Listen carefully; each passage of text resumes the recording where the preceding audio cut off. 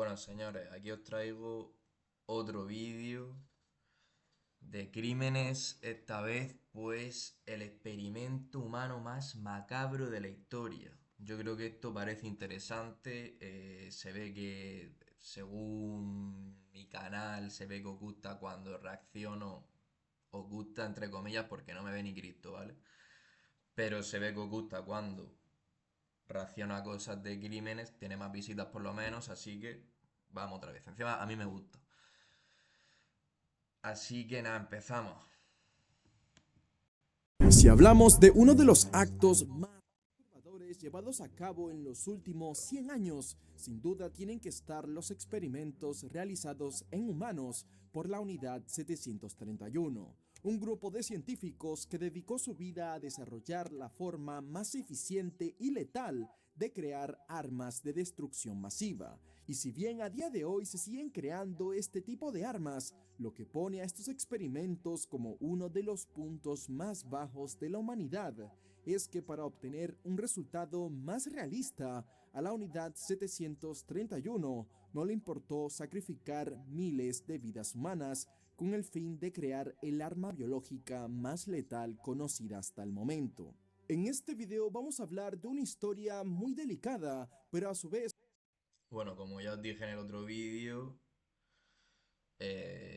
suscribiros al canal de Fusbo, que es un grande, hace muchos vídeos de crímenes. Este experimento, a ver, son los japoneses porque ya lo he escuchado antes, creo que Jordi Wild se hizo un vídeo, pero en el título pone el experimento humano más macabro de la historia. Así que vamos a ver cuál es. El vídeo no es corto tampoco, así que vamos a ver qué se cuece. no creo que se deba silenciar, porque como vas a ver, el factor principal que hizo que muchos de los doctores detrás de estos experimentos se salieran con la suya fue porque se hizo una campaña exhaustiva para ocultar la realidad de las atrocidades que hicieron, haciendo que durante décadas los crímenes de la unidad 731 fueran solo un mito, aunque principalmente esto también fue así, porque todo aquel que entró a esa unidad no sobrevivió para contarlo. Para conocer mejor cualquier historia es necesario ponerle cara a un protagonista, y sin duda la mente macabra detrás de los planes de la unidad 731 es este hombre. Que cuando aparecen así, me gusta verles los ojos y la mirada, ¿sabes? Para ver si tienen mirada de puto loco. Bueno, ¿qué diríais? ¿Da mal rollo?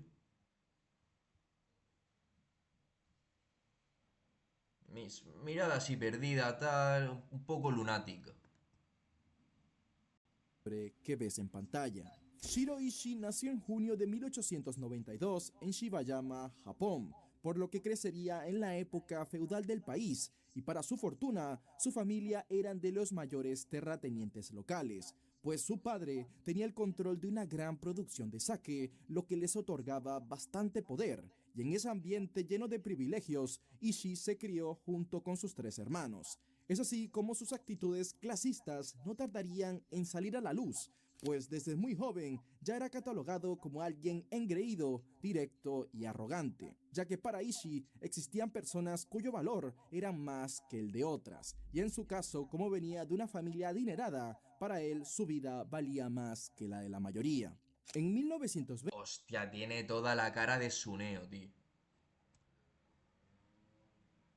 Tiene toda... Es que es clavado, ¿eh? Es Suneo, es Suneo. Ya ves, claro, si es japonés. para él su vida valía más que la de la mayoría. En 1920, Ishii se Vaya... graduó en la carrera de medicina y al poco tiempo se enlistó en el ejército, ingresando rápidamente como cirujano militar, demostrando un desempeño sobresaliente, el cual hizo que en 1924 se ganara una beca para hacer su posgrado, especializándose en el área de microbiología. Y aquí es cuando las cosas empezarían a ponerse perturbadoras, pues al obtener su doctorado en 1927, Ishii viajaría por Europa y Estados Unidos recorriendo más de 30 países, pero lo haría no como vacaciones, sino como un militar, cuya finalidad era la de obtener todos los conocimientos posibles sobre el uso de armas químicas y bacteriológicas, quedando fascinado por Alemania, en donde se dedicó a estudiar los gases tóxicos y venenosos que los alemanes habían utilizado durante la Primera Guerra Mundial. Shiro Ishii era alguien frío, raramente interactuaba con sus compañeros más allá del trabajo. Incluso se habla de que dejaba sucio el equipo del laboratorio a propósito, con la esperanza de que otros estudiantes fueran castigados por esto. Pero a pesar de su pésima... Vale, a ella se le ve un poco lo de hijo de puta, ¿no? Porque eso, a ver, siendo... Ah, no, no, claro, no es profesor. Siendo estudiante, bueno, que haga esas chiquilladas, puede ser peligroso ya, ¿eh? Ya se le pueden ver cositas. forma de ser, nadie se imaginaría que en la mente de Ishii su mayor deseo era tratar a seres humanos como meros objetos de experimentación. Una vez regresó a Japón, Ishii, motivado con sus nuevas ideas que florecieron en Alemania, empezó a promover entre sus supervisores la gran importancia de desarrollar armas biológicas, pues creía firmemente que las futuras guerras solo se podían ganar mediante la ciencia produciendo armas de destrucción masiva. Al principio Ishii era tomado como un loquito que no sabía de lo que hablaba, hasta que casualmente sucedió un desafortunado acontecimiento que lo llevó a ser más respetado. Y es que al poco tiempo de su regreso se desató una epidemia de meningitis en toda la región de Shikoku, a lo que Ishii diseñaría un filtro especial para el agua que ayudaría a frenar la expansión de esta enfermedad. Y el éxito que obtuvo fue clave, ya que demostraría su talento como epidemiólogo, a su vez como la letalidad de ciertos microorganismos y su capacidad de desestabilizar a la sociedad. Para 1930, A ver, ahí tenía razón, ¿no? De hecho, ya hoy en día se ve. Bueno, ha pasado ya, ha pasado. Casos de guerras biológicas y de meter epidemias en civilizaciones y cosas así. Bueno, y ahora pasa también el tema de la tecnología, que a través de los hackers y tal puedes conseguir información valiosa y tener a alguien agarrado por los huevos, que es lo que pasa con Pedro Sánchez, básicamente, con el rey de Marruecos y todo eso. Así que tenía razón este hombre, visionario de las guerras. Ishii ya era considerado como uno de los mejores doctores del país, por lo que por fin pudo organizar un departamento de inmunología que estuviera dedicado a las investigaciones sobre la guerra biológica. Paralelamente al año siguiente, Japón pretendería expandir su imperio conquistando China, iniciando el 18 de septiembre de ese año tras la invasión de Manchuria por parte de Japón. De esta manera, Ishii sería destinado al remoto distrito de Pingfang, ubicado al noroeste de China, y allí sería puesto al mando de la denominada Unidad Antiepidémica de Suministro de Agua 731, el cual pretendía ser un plan de potabilización de agua para las tropas japonesas que estaban en China, pero que en realidad se trataba de un equipo secreto que estaría encargado de investigar armas biológicas, las cuales fuesen capaces de poder originar una plaga tan poderosa que pudiera exterminar totalmente a sus enemigos.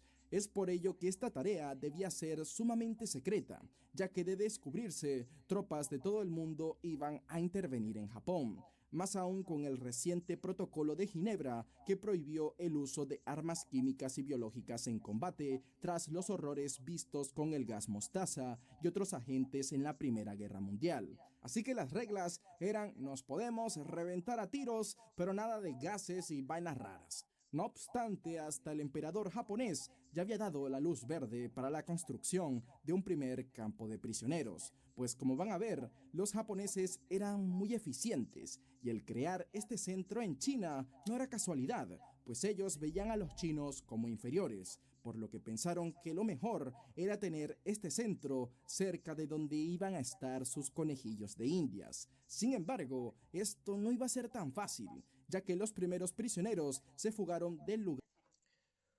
Hostia, qué curioso, ¿no? En plan... A ver, que obviamente no son lo mismo, pero los chinos y los japoneses, pues los dos tienen los ojos así y tal, ¿sabes? En plan, ¿en qué se basan para verlos como inferiores? Porque ahí, por ejemplo, pues vale, sí, ya sabemos que un negro, pues podemos esclavizarlo, pero es broma. Pero ellos, ¿por qué de China, por qué los de Japón ven a los de China como inferiores? No entiendo, no entiendo.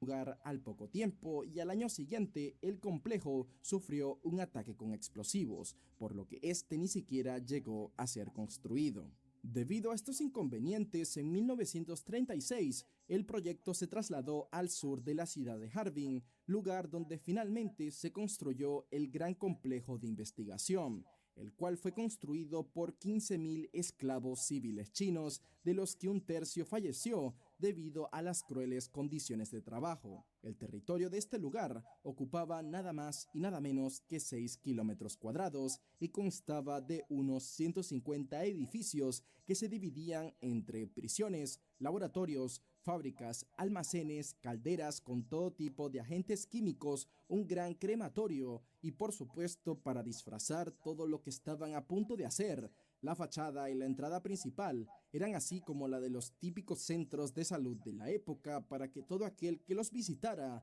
no tuviera idea de lo que Shiroishi tenía entre manos. Con esta construcción se demostró que en ambición de poder nadie fue tan lejos como lo hizo Japón, pues estaban apostándolo todo en este nuevo programa biológico para poder aplastar a todos sus adversarios en una nueva guerra que estaba próxima a estallar. La unidad 731 llegó a contar con 3.000 Claro, la cosa es, pero con eso pretendían directamente entrar a un país, por ejemplo, entrar en un país con guerra y matar a toda la población. Hitler no era tan malo. No. Pero qué cojones, qué cojones. Pero vamos, la de países que habrán investigado esto. Yo creo que casi todos. Casi todos con dinero y tal. Lo habrán investigado, pero 100%. Lo que pasa que, a ver, aquí en concreto, ¿qué locuras harían para llegar a eso más rápido, ¿no? empleados, en los que solo un 10% eran médicos. Este escuadrón estaría compuesto por 8 divisiones, en donde cada equipo realizaba diferentes funciones, como la División 1, que estaba a cargo de las investigaciones sobre enfermedades infecciosas y de alto riesgo, las cuales eran empleadas en seres humanos para su estudio, por lo que se había creado un tipo de prisión que tuviera la capacidad de poder mantener encerradas a más de 300 personas. La División 2 se ocupaba de probar las armas biológicas que la División 3 creaba, centrándose más en la efectividad que estos aparatos tenían a la hora de esparcir diversas enfermedades patógenas y parásitos, mientras que las otras 5 divisiones se encargaban de la logística, la salud y la capacitación del personal. Si creías que a la Japón imperial se le fue de las manos este tema de las armas biológicas, espérate a ver qué sucedió en 1939 con el inicio de la Segunda Guerra Mundial, pues ahora con este conflicto en marcha, la inversión en la unidad 731 se fue a las nubes. Ahora el teniente general Shiroishi tenía bajo su mando una gran red. Joder, Fuko, cabrón, esa, como que la introducción me está pareciendo un poco larga, ¿no? O sea, que entre ya al grano, por Dios. De centros Ya similares a media la hora. unidad 731, los cuales estaban ubicados en varias ciudades de China como Beijing, así como también en Singapur y Tokio, manteniendo activos a más de 10.000 trabajadores que eran denominados bajo el nombre de las Fuerzas Bacterianas Japonesas, iniciando una guerra biológica en más de 20 ciudades en China. Como ya venía siendo sospechoso que los japoneses invirtieran tanto en instalaciones para supuestos centros de salud y tratamiento del agua, distintas partes de la unidad se hicieron pasar por aserraderos y, como un juego de palabras, llamaban Maruta a sus sujetos de prueba. Y es que esta palabra significa troncos en japonés. De esta manera, a forma de burla, los trabajadores se comunicaban diciendo frases como cuántos troncos cayeron hoy para determinar la cantidad de prisioneros que habían Hostia. perdido la vida ese día. Y en los testimonios de los mismos médicos que trabajaron allí, afirmaban que esto funcionaba como una forma de deshumanizar a sus víctimas, facilitándoles su trabajo a la hora de llevar a cabo los experimentos. Y esto fue lo que dijo uno de ellos. Decíamos que habíamos cortado un... ¿Sabéis por qué puede ser esto? Por el... Uf, ahora no me acuerdo cómo se llamaba, pero era el... no sé qué colectivo. Que esto también pasaba en los nazis. A lo mejor mandaban, o sea, había una patrulla policial en Alemania, ¿no? Ciudadana, una patrulla ciudadana. Que los mandaron a Polonia a matar judíos, ¿no? Y al principio les costaba, acababan el día pues mal psicológicamente, obviamente, pero por acostumbrarse y porque todo el mundo estaba haciendo lo mismo, al final acababan haciendo bromas, se la pelaba, se enfadaban con los que no quisieron porque algunos se negaron de primeras. Pero nunca sabremos en una situación de esas si realmente seríamos capaces de hacer ese tipo de cosas. O sea, la vemos desde fuera y obviamente pues nos escandaliza, pero realmente no sabemos si nosotros seríamos capaces de llegar a esos puntos. Subconsciente colectivo creo que era. Subconsciente colectivo. un tronco, o varios de ellos, eran troncos para mí, no se consideraban humanos, ya que eran conspiradores o espías, así que Ya bueno, aparte de deshumanizarlos, obviamente. ya estaban muertos y ahora morían por segunda vez. Nosotros solo ejecutábamos una sentencia de muerte. Dentro de estos centros de experimentación se utilizaron prisioneros de guerra, detenidos políticos acusados de ser espías o miembros de la resistencia, especialmente todos aquellos que eran de origen chino, pero también hubo soviéticos, mongoles y coreanos, y con el pasar del tiempo y la necesidad de tener más conejillos de indias, militares empezaron a secuestrar a civiles que eran acusados a dedo de cualquier crimen, mayormente de conspiración, y a veces ni eso, ya que incluso llegaron a experimentar con mujeres embarazadas y sus crías. Al igual que hicieron los alemanes con sus campos de concentración, al principio muchas víctimas no sospechaban que estaban siendo llevadas a su muerte, pues estos civiles eran mayormente de zonas rurales y pensaban que estaban recibiendo una ayuda del gobierno, ya que al principio no los estresaban, los alimentaban bien en base a una dieta de arroz con pescado o carne y se les evaluaba constantemente chequeando que estuvieran sanos. Pero todo esto solo era parte de un sombrío plan, en donde el único motivo era que necesitaban a los sujetos de prueba al 100% para que sus condiciones previas no afectaran a los resultados. Efectivamente, lo mismo que hacía, ¿sabéis quién? Joseph Mengele.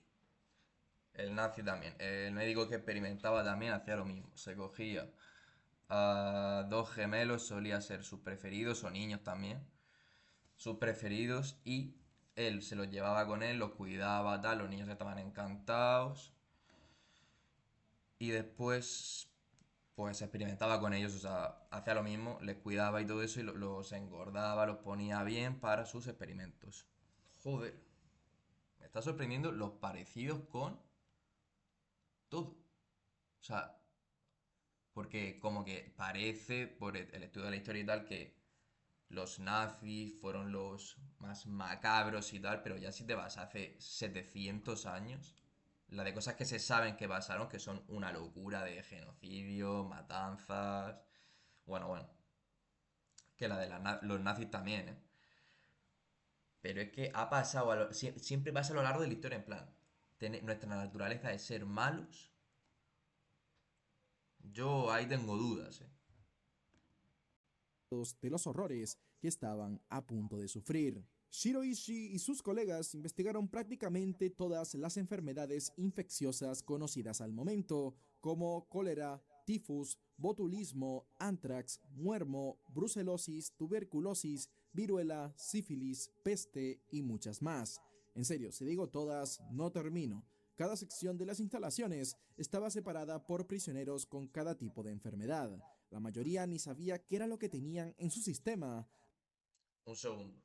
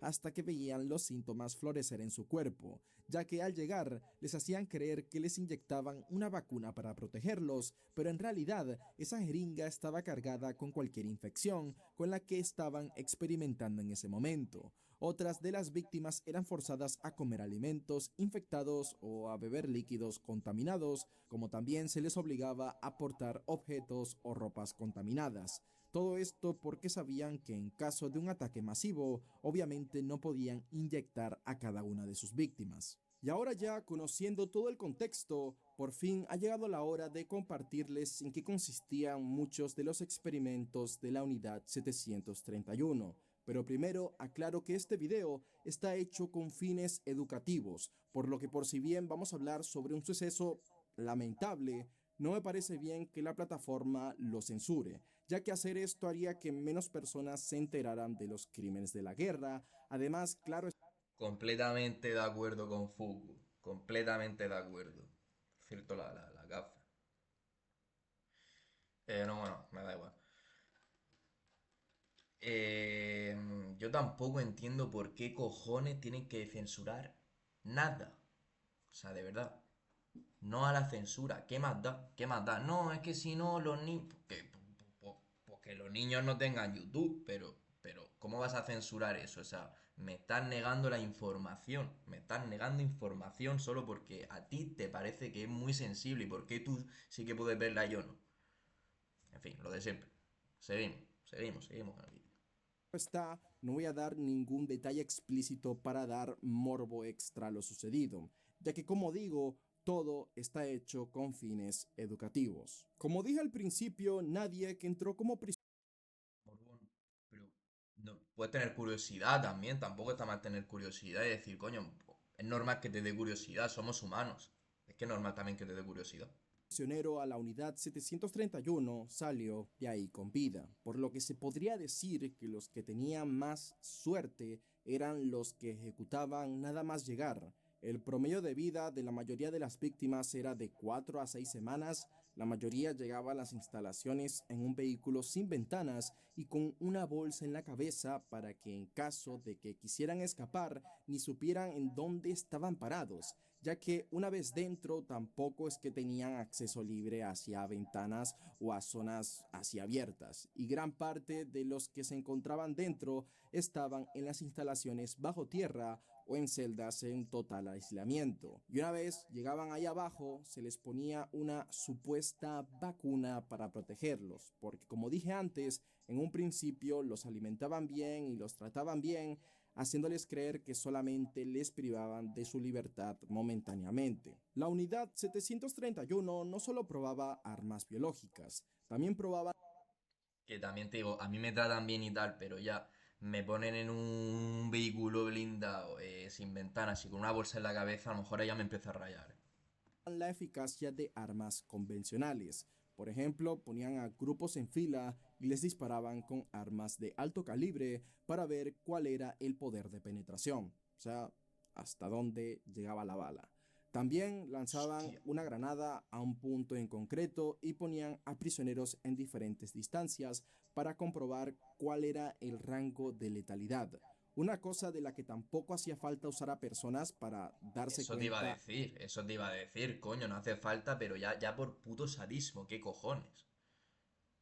Por gusto, porque eso también, a ver, esto es duro lo que voy a decir, pero puestos a hacer eso con personas, hostia, encima malgastas personas, en el sentido de que, joder, si ni siquiera es necesario hacer eso para aprender, ¿para qué lo haces? Bueno, japonés, cosas de gente metódica. Aunque Hasta metódico dónde poco. podía hacer daño una Bueno, en verdad sí. granada, pero esta gente le daba igual. Al igual que usaban lanzallamas sobre ellos, o sea, todo el mundo sabe cuál es el daño que hace el fuego. También se les sometían a fuerzas G en centrífugas para comprobar cuánto se necesita para que alguien explote. Y hasta se les obligaba a Dios. beber los componentes del gas mostaza, que para el que no sepa puede decir gas mostaza, pues yo le pongo mostaza a mis hamburguesas. ¿Qué tan malo puede ser? No, Bueno, este gas, no hace si falta te cae en la explicarlo, piel, cabrón. Bueno, te sí. quema. Al respirarlo, te revienta los pulmones hasta que le sale líquido. Sin hablar de que te puede dejar ciego. Y si encima de todo eso vives para contarlo, puedes desarrollar cáncer por este mismo. Así que, por eso, después de la Primera Guerra Mundial, este gas quedó totalmente vetado. Muchas de las víctimas de esta unidad también fueron infestadas con pulgas transmisoras de la peste bubónica para investigar las posibilidades de esta forma de transmisión, ya que también ahí se probaba cualquier forma de esparcir una enfermedad, tanto así que hasta obligaban a punta de pistola a prisioneros masculinos y femeninos a mantener relaciones para estudiar los efectos de enfermedades como la sífilis o la gonorrea. Inclusive algunos soldados o los mismos médicos japoneses mantuvieron este tipo de relaciones con las mujeres encerradas. Esto también con el objetivo de tener a más sujetos de prueba en estado de gestación, así como también ellos veían que así se fabricaban a sus próximos prisioneros con los que iban a experimentar. Y recuerdan cuando antes les dije que los que tenían más Dios. O sea, literalmente pura mercancía. Qué locura.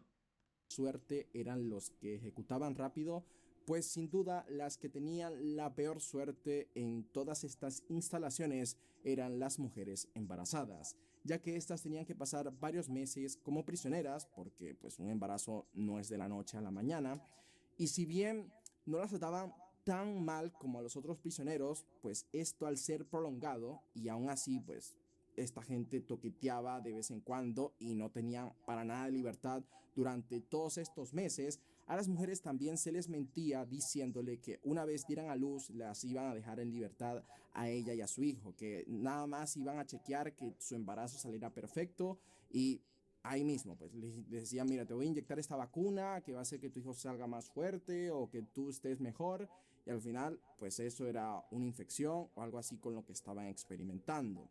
Y una vez la mujer daba a luz, los japoneses, para no desperdiciar, que esa palabra pues está terriblemente empleada, pero es como ellos pensaban, trataban a la mujer como cualquier otro prisionero y le quitaban la vida.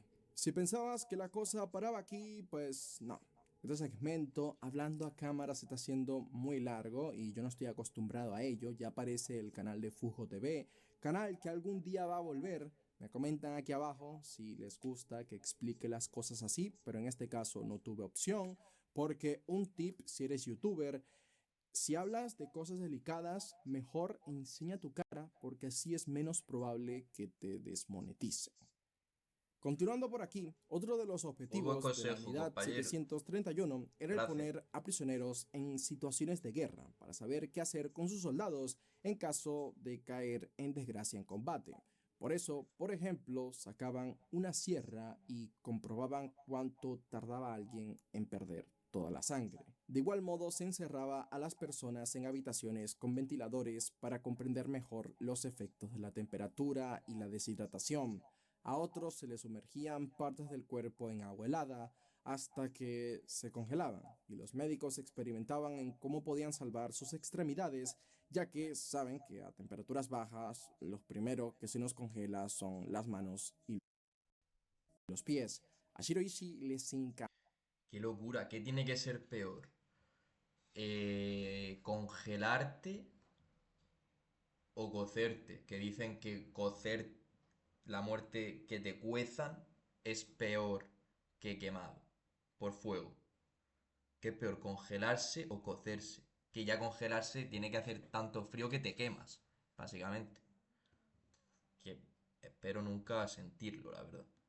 Encantaban estos experimentos de hipotermia en donde exponía a los prisioneros a temperaturas extremas. A algunos les ponía ropa mojada, el traje de invierno o verano militar japonés, otros estaban con una dieta alta en calorías a ver si eso controlaba el frío, y otros estaban sin haber comido nada en días.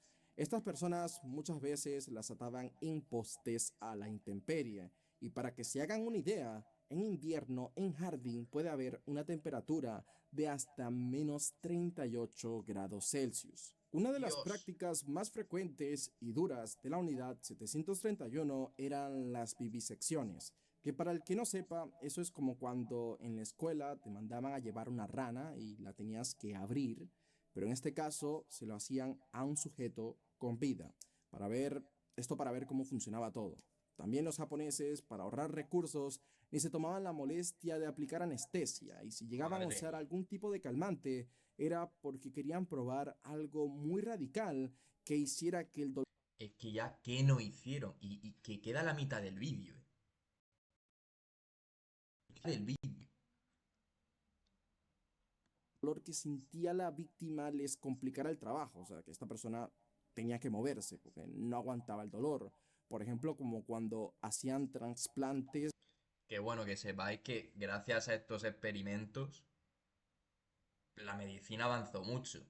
De hecho, los aliados en la Segunda Guerra Mundial con los nazis, que también hicieron lo mismo, em, salvaron a gente, hicieron ahí chanchullillos para coger los conocimientos de los nazis que habían aprendido de hacer todas estas locuras y llevárselos. Que, a ver, no sé qué os parecerá moralmente, yo creo que bien, porque ya que se ha hecho, pues aprovecha esos conocimientos. Pero, hostia, hay el dilema moral importante. De partes del cuerpo entre personas o entre ellas mismas, como poniendo el brazo derecho en el lado izquierdo y viceversa. También hacían trasplantes de órganos, pero con órganos de animales, además de transfusiones de sangre. O por ejemplo, ¿saben eso de que la comida pasa por la boca, el esófago, luego el estómago y el intestino? Pues removían el estómago y conectaban el esófago con el intestino, cosían a la persona y esperaban a que se despertaba y pues veían qué pasaba, si alguien puede vivir sin estómago. Otro tipo de experimento era colgar a sus víctimas de cabeza para observar cuánto duraban, así como también medían cuánto se podía durar sin alimento, sin agua o sin dormir. A Todo, otros todo. les privaban de cualquier tipo de luz, sobre todo de la solar, para ver qué reacciones tenían, ya que muchos experimentos también eran psicológicos, como a madres que las ponían en situaciones de riesgo con sus hijos, y en eso sí que no voy a entrar en mucho detalle, pero el experimento concluyó, porque ya van a ver que para mí esto no es una conclusión, porque está tratando en un ambiente cerrado. Estas mujeres tenían extrema carga de estrés, estaban ahí encerrada con su hijo, quién sabe qué mentiras les habrán dicho, pero la gente no es tonta. Pero esta gente concluyó que cuando había una situación de riesgo, las madres solían ponerse delante para que nada malo le pasara a su niño. Pero cuando veían que ya la situación era extrema, que sí o sí era de muerte, solían poner al niño delante de ellas. Y al final del experimento, los dos acababan sin vida. Sí, este experimento era bastante terrible y ojalá.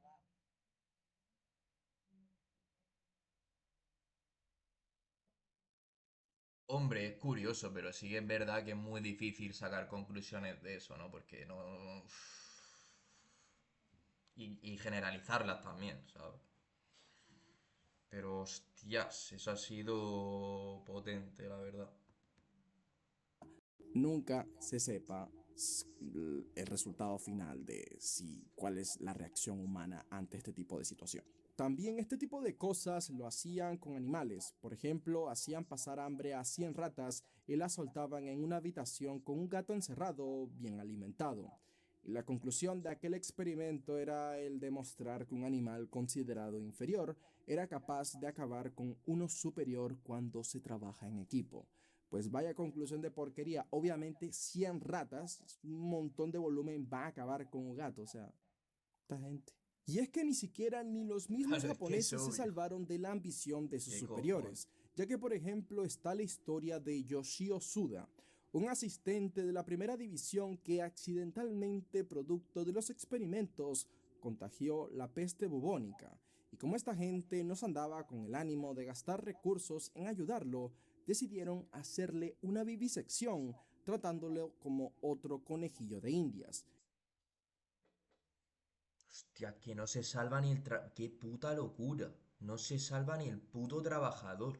O sea, se pone enfermo para ahorrarse la puta seguridad social. O sea, quieren ahorrarse la seguridad social y encima... eh, O sea, no solo quieren ahorrarse la seguridad social, sino que quieren aprovechar a ese ser humano hasta el máximo y encima, pues ya que estamos experimentamos, si ya te va a morir igualmente. A ver, que en este caso, aunque ya he explicado antes lo de, coño, se me ha vuelto a ir el nombre, su gestión colectiva.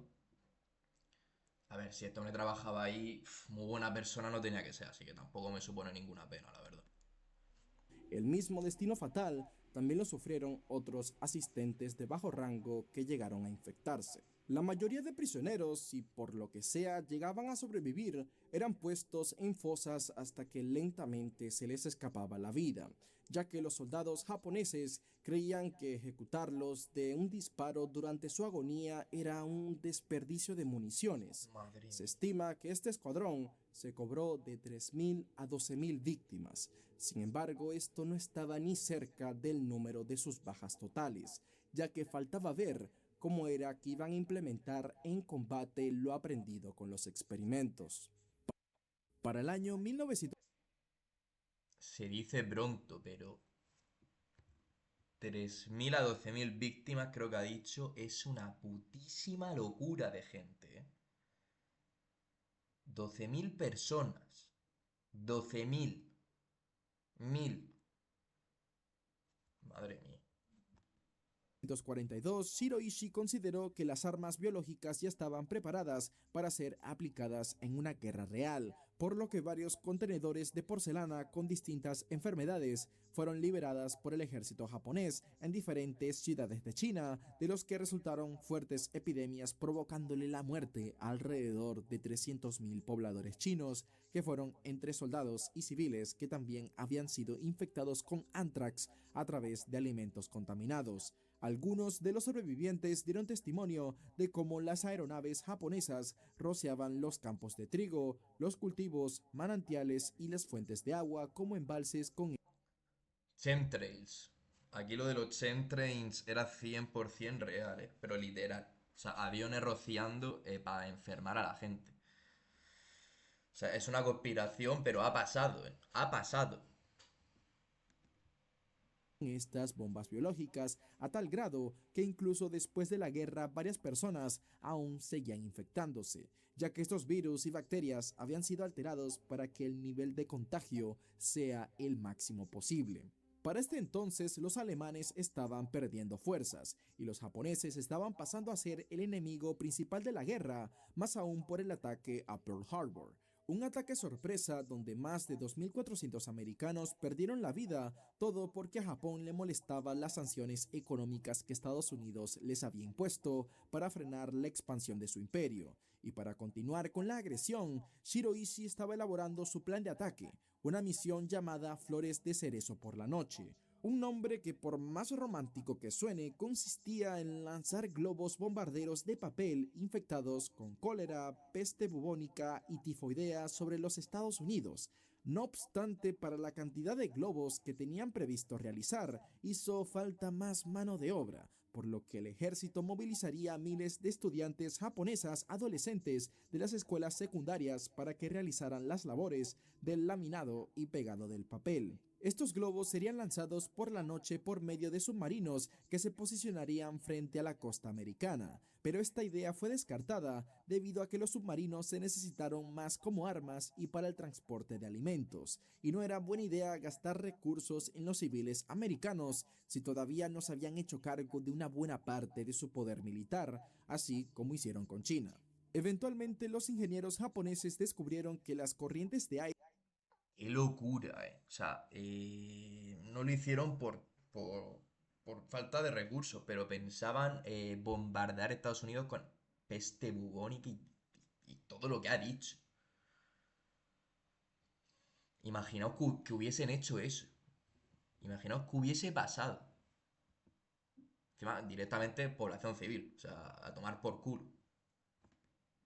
aire del Océano Pacífico podían servirles como un medio aéreo para llegar a su objetivo, planteando que en las estaciones con mayores niveles de viento les serían favorecedoras para que los globos se desplazaran usando un sistema de peso con sacos de arena, por lo que entre los meses de noviembre de 1944 y abril del año siguiente, el ejército japonés liberó 9.300 globos bombarderos cargados con dispositivos incendiarios a base de pólvora para que provocaran grandes incendios forestales, además de incubar las enfermedades con estos. Pero la mayoría de los globos se perdieron en el camino o caerían al océano, y solo 345 serían vistos en algunas partes de Estados Unidos, México y Canadá. Y aunque sí llegaron a territorio enemigo, sería totalmente en vano, pues los mecheros se humedecieron por el clima y nunca funcionaron, o eso quisieron hacer creer los medios americanos.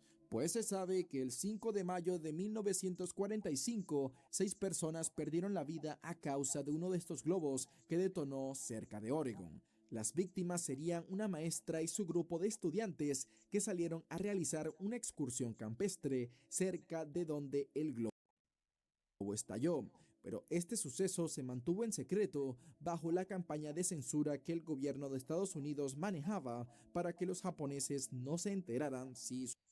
Hostia, pues si silenciaron esto. A ver, que ahora ya se sabe, ¿no?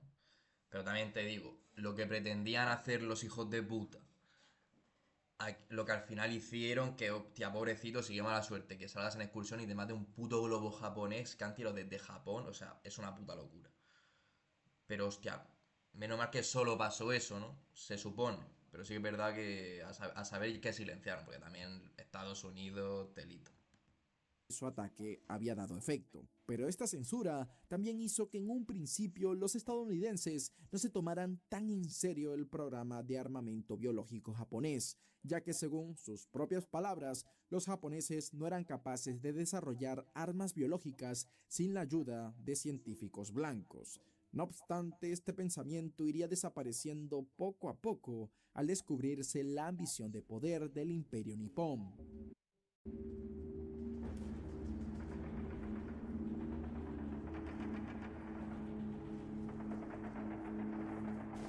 Para este entonces, todo el mundo estaba aterrado con la expansión japonesa por todo el sudeste asiático, pero ahora el foco de Ishii estaba en Estados Unidos, quienes eran su mayor piedra en el camino, ya que las demás potencias habían gastado la mayoría de sus recursos en luchar contra los alemanes, por lo que como represalia el nuevo plan de ataque biológico era lanzar una bomba en Los Ángeles y San Francisco. El ataque estaba programado para el 22 de septiembre de 1945. Sin embargo, como sabrán, Estados Unidos se les adelantó el 6 y el 9 de agosto, lanzando las bombas atómicas a Hiroshima y Nagasaki, acabando con la guerra mundial el 2 de septiembre de 1945, de modo que la prioridad de Shiroishi y su unidad, al igual que hicieron los alemanes, pasó a ser eliminar toda evidencia de sus actividades criminales, disolviendo el escuadrón con la mayor discreción posible. Así que comenzarían a exterminar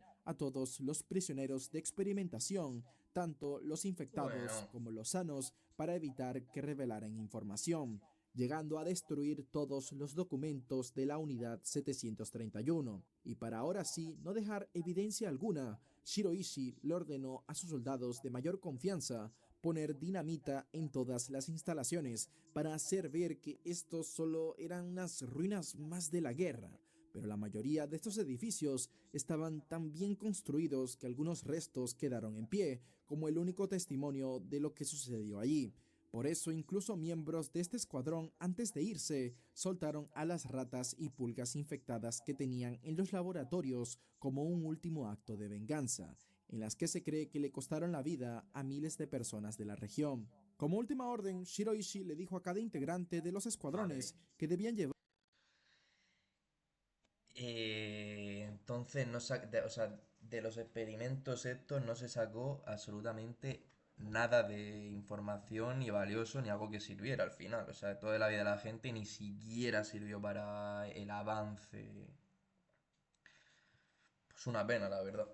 Una pena, porque por lo menos se podría haber aprovechado ese conocimiento para no tener que, bueno, no tener que volver a hacer esto tampoco, porque moralmente no se puede. Pero me refiero porque por esas locuras que tenían permitidas hacer, el avance era mucho más rápido. Entonces tendrían bastantes avances. Pero bueno, se perdió, lo quemaron todo, fueron más listos que los nazis, que no lo quemaron todo. Así que algunas cosas sí que quemaron, ¿eh? Y destruyeron, pero llevarse el secreto hasta la tumba, amenazándolos con arruinarles la vida y la de sus familias si revelaban los secretos de la unidad. Sin embargo, si estás escuchando esta historia, es porque de alguna forma se revelaron los secretos. Así que ahí te va cómo salieron a la luz. Por más de que contaban con los recursos, los japoneses no tuvieron mucho tiempo para destruir la evidencia de lo que estuvieron haciendo durante años, ya que estaban en una carrera vale. contrarreloj por los O rusos sea que que cada no se destruyó todo, vale, vale, pues me tiró la chapa para nada. No se destruyó todo, ok, ok.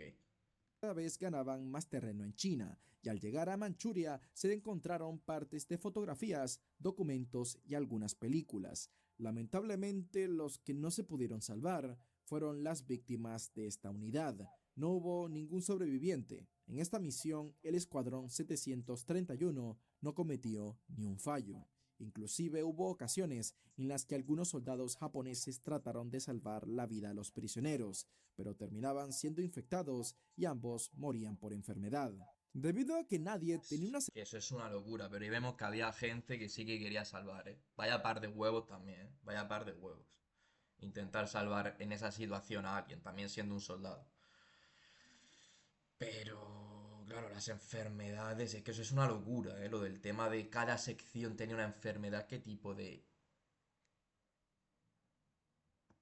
certeza de qué había sucedido en esas instalaciones, se empezó una investigación profunda. Los americanos sabían que quien estaba detrás de esto era Shiroishi, quien había fingido su propia muerte e intentó huir, pero acabaría siendo arrestado por los estadounidenses en 1946. No obstante, si esperas que Ishii y sus colegas terminen mal como el villano de cualquier película, déjame decirte que nada más lejos de la realidad. Y es que él sabía perfectamente cómo hacer su jugada, ya que la muy rata le había ordenado a los otros japoneses que no revelaran nada, no con el fin de limpiar la imagen de su país, sino de tener algo con lo que negociar a la hora de salvar su pellejo, por lo que rompió ese voto de silencio que había dado antes, ofreciéndoles a los norteamericanos compartir toda la información de sus operaciones a detalle sobre cada uno de los experimentos que había realizado, solo si a cambio le daban inmunidad y una cantidad considerable de dinero para hacer su vida. Y es que los gringos lo capturaron seguramente diciendo: Shiroishi, usted está siendo arrestado por sus horribles experimentos hechos en humanos. A ver, el tío tonto no era. El tío tonto no era y sabía que... Y yo creo que al final se va a librar. ¿Eh? Yo creo que al final se libró. Pero ya que el daño está hecho, de casualidad nos podrías compartir qué aprendiste con ellos, pues está iniciando la Guerra Fría y es mejor que nosotros obtengamos esos resultados para saber qué hacer en caso de una guerra biológica. Bueno, en realidad de seguro no le dijeron. Y para otras cosas, ¿eh? Porque se hacían el tema de abrir gente, para ver la anatomía y todo eso, de gente viva, sin anestesia y tal. Eso es conocimiento de la hostia, porque obviamente hoy en día no se puede experimentar con eso. No, tú no puedes meter a un ser humano sin anestesia y ¡pum! ¿Sabes? Es imposible. Pero ya se ha hecho, entonces, todos esos conocimientos, cuidado, a lo mejor le salvaron la vida. Eso, pero eso fue lo que Estados Unidos pensó. Además de que si los rusos capturaban a Ishii, ellos también sí o sí iban a querer saber los resultados A de ver, los experimentos para. pero sí, a ver, hay un poco la excusa porque si tú lo tienes en una cárcel en Estados Unidos, poco ruso te lo va a llevar, ¿me entiendes? Estar un paso adelante en la Guerra Fría. Es por ello que Ishii llegó a un trato por su libertad con los americanos, Está del que claro. no hay muchos detalles porque no era para nada ético, y ya saben, el afán de Estados Unidos de hacerse los héroes del mundo. Aunque por un lado está bien, ya que esa información no se iba a perder, y eso de que el daño ya estaba hecho es cierto, y aparte esos experimentos indirectamente ayudaron a salvar vidas en el futuro, como por ejemplo a la elaboración de vacunas y el tratamiento de enfermedades. De cualquier forma, estos experimentos fueron calificados por crímenes de guerra por la ONU, pero a diferencia de los juicios de Nuremberg, en esta ocasión Estados Unidos prefirió mirar hacia otro lado y negociar un trato más favorable con más comandantes japoneses de este escuadrón para que seguramente trabajen para ellos, así como la conocida Operación Paperclip. Aquí se demuestra que el que gana escribe la historia. En la que científicos alemanes del Tercer Reich después de la guerra fueron reclutados para servir a los Estados Unidos con el fin de obtener inmunidad por sus crímenes. Es por ello que cuando se realizaron los juicios de Tokio de 1946 con el fin de juzgar los crímenes de guerra llevados a cabo por los altos mandos japoneses, a diferencia de las duras sentencias que se dictaron a muchos como la horca y cadena perpetua, Shiroishi y los otros miembros de la Unidad 731 no recibieron sentencia alguna, y muchos criticaron lo suave que fueron los americanos en estas sentencias, pero su voz tuvo mucho poder por encima de la de otros jueces, por ejemplo, chinos y rusos, porque Estados Unidos era la principal potencia ocupante de Japón.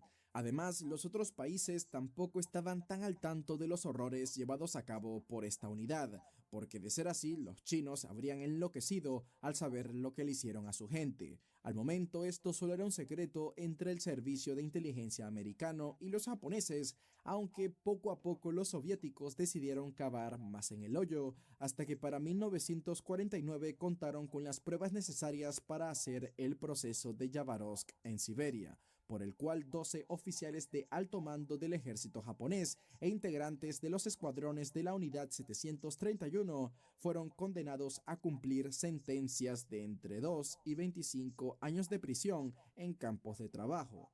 No obstante, se desconoce por qué Shiroishi, que era el principal perpetuador de estas torturas experimentales, tampoco fue juzgado en este proceso.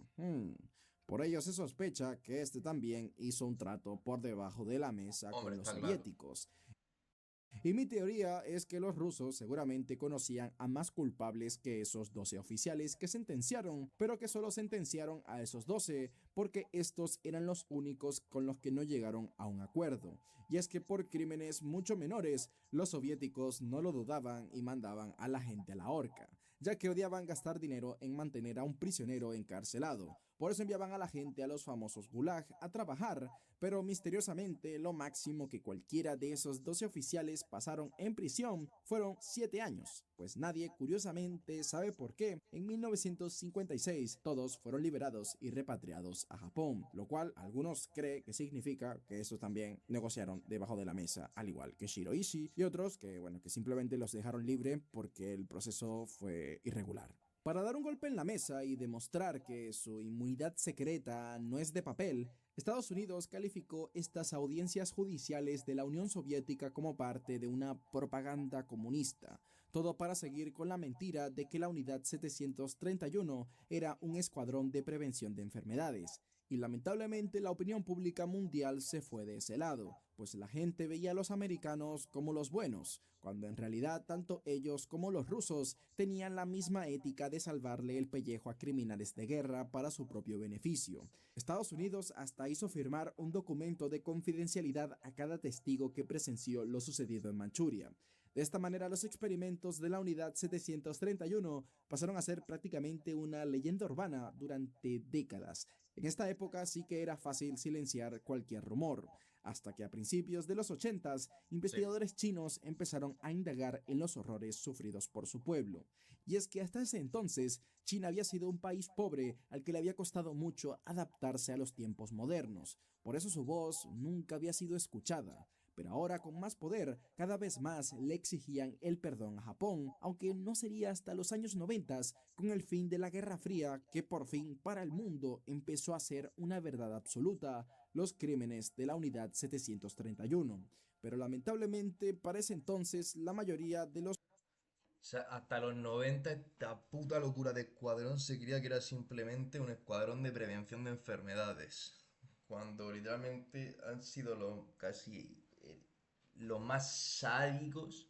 Bueno, el experimento humano más macabro de la historia. Los experimentadores humanos más sádicos de la historia. Aunque esto no puede ser no verdad también. Los partícipes de este experimento ya habían fallecido y hecho sus vidas como veteranos condecorados. Shiroishi había fallecido en 1959 a los 67 años producto de un cáncer de garganta. Y para que veas lo que es la vida, hasta ese entonces muchos lo conocían como un ángel, ya que en sus últimos años el señor abrió una clínica de atención gratuita. A pesar de que varios exsoldados imperiales confesaron los horrores que presenciaron, esta historia no ganó tanta fama como los crímenes del Tercer Reich. Por eso el Museo de la Unidad 731 en Harbin no recibe ni una pequeña parte de la atención que recibe el complejo de Auschwitz. A Japón, por su parte, no le quedó de otra más que aceptar los crímenes de su época imperial, pero los chinos no quedaron para nada contentos porque los japoneses se negaron a dar reparación económica a las víctimas. Hasta algunos los acusan de intentos de destruir las ruinas de la unidad en Manchuria aún después de la guerra, haciendo de esto una herida que añade aún más tensiones entre estos dos países Qué pena que eso esté destrozado, lo que molaría visitarlo. que no se llevan para nada bien. Espero que te haya gustado el video. Bueno, pues chicos, aquí acaba el vídeo. Espero que os haya gustado. Yo creo que aquí se ha pasado explicando contexto porque, no sé, 40 minutos de vídeo, a lo mejor, Fuco, cabrón, estás 15 hablando de las torturas y tal. No sé, para mí mucho contexto, pero bueno, a mí me ha gustado el vídeo, espero que os haya gustado mi reacción. Y nada, si queréis más, pues darle like.